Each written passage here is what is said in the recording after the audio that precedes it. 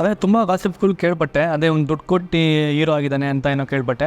ದುಡ್ಡು ಕೊಟ್ಟು ಸೆಲೆಕ್ಟ್ ಆಗೀನಿ, ಮತ್ತು ಅವನು ಯಾವುದೋ ಇನ್ಫ್ಲೂಯೆನ್ಸರ್ ಸೆಲೆಕ್ಟ್ ಆಗಿಬಿಡಿಯಾನೆ, ಇವನೇನೋ ಮಾಡ್ಬಿಡಿಯಾನೆ, ಮ್ಯಾಜಿಕ್ ಮಾಡ್ಬಿಡಿಯಾನೆ. ಕಷ್ಟಪಟ್ಟು ಸ್ಟ್ರಗಲ್ ಪಟ್ಟು ಅದನ್ನು ನೋಡಿ ಕರೆದು ನಂಗೆ ಆಪರ್ಚುನಿಟಿ ಕೊಟ್ಟಿರೋದು. ದುಡ್ಡು ಕೊಟ್ಟು ಮಾಡೋ ಅಂದರೆ ಎಲ್ಲರೂ ಮತ್ತೆ ಕೋಟಿ ದುಡ್ಡು ಇರೋದಪ್ಪ, ಯಾಕೆ ಎಲ್ಲರೂ ಹೀರೋ ಆಗಿಲ್ಲ? ನನಗಿಂತ ದುಡ್ಡಿರೋನು ತುಂಬ ಥರ ಇದ್ದಾರೆ, ಅವನೇ ಹೀರೋ ಆಗಿಲ್ಲ ಬಂದ್ಬಿಟ್ಟಿಲ್ಲಿ. ನಾನೇ ಹೀರೋ ಆದೆ. ಅಂದರೆ ಅಥವಾ ಕೋಟಿ ಜನ ಒಬ್ಬ ಆಟೋ ಡ್ರೈವರ್ ಅಷ್ಟೇ ನಮ್ಮ ಮಗ. ನಾನು ಅಥವಾ ಕೋಟಿ ದುಡ್ಡು ಕೊಟ್ಟು ನಾನು ಹೀರೋ ಹಾಕಾಗತ್ತಾ?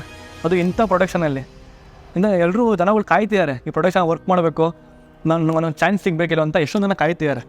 ಅದ್ರಲ್ಲಿ ನಂಗೆ ಕೊಟ್ಟಿರೋಂತಂದರೆ ಅದು ನನ್ನ ಪುಣ್ಯ ಇರಬೇಕು, ನಾವು ಅಪ್ಪ ಮಾಡಿದ ಪುಣ್ಯ ಇರಬೇಕು, ನಾವು ಅಪ್ಪ ಮಾಡಿ ಒಳ್ಳೆ ಕೆಲಸ ಹೊಡಿರಬೇಕು, ಅದರಿಂದ ನಂಗೆ ಸಿಕ್ಕಿದ್ದು. ಸೊ ಅದಕ್ಕೆಲ್ಲ ಒಂದು ಫುಲ್ ಸ್ಟಾಪ್ ಇಕ್ಬೇಕು. ನಾನು ಇಲ್ಲಿ ದುಡ್ಡು ಕೊಟ್ಟು ನಾನು ಯಾರು ಹೀರೋ ಆಗಿಲ್ಲ, ದುಡ್ಡು ಕೊಟ್ಟು ನಾನು ಏನೋ ಮಾಡ್ಕೊಂಡಿಲ್ಲ, ಮತ್ತು ಯಾವುದೇ ಇನ್ಫ್ಲೂಯೆನ್ಸರ್ ನಾನು ಬಂದಿಲ್ಲ. ನಾನು ಕಷ್ಟಪಟ್ಟಿನಿ, ನಾನು ಸ್ಟ್ರಗಲ್ ಮಾಡೀನಿ, ನಾವು ಅಪ್ಪ ಮಾಡಿ ಪುಣ್ಯ ಕೆಲಸಗಳಿಂದ ನಾನು ಬಂದು ಇಲ್ಲಿ ಆ್ಯಕ್ಟಿಂಗ್ ಮಾಡ್ತಿರೋದು, ನನಗೆ ಆಪರ್ಚುನಿಟಿ ಸಿಕ್ಕಿರೋದು.